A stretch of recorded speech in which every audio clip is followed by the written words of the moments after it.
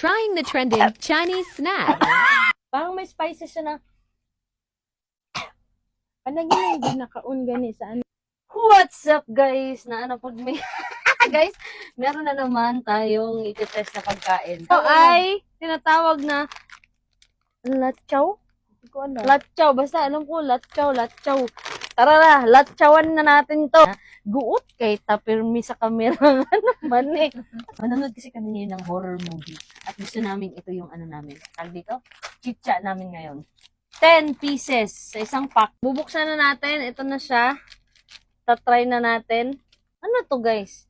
Parang ano to? Sa tingin niyo ano to? Patatas ba to? Or gawa sa ano to? Patatas seafood. Gabi?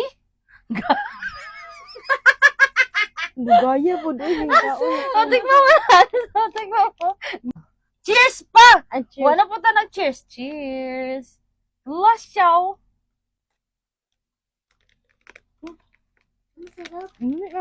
Lami. Ame, halang. Mura lagi sa harina. Hindi eh.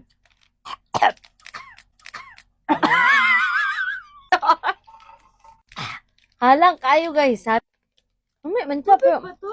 gulaman. Masarap. Sarap.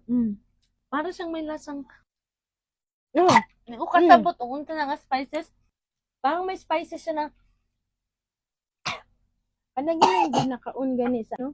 Kanang biryani ba? Naimro sa anak nga lasa sa biryani.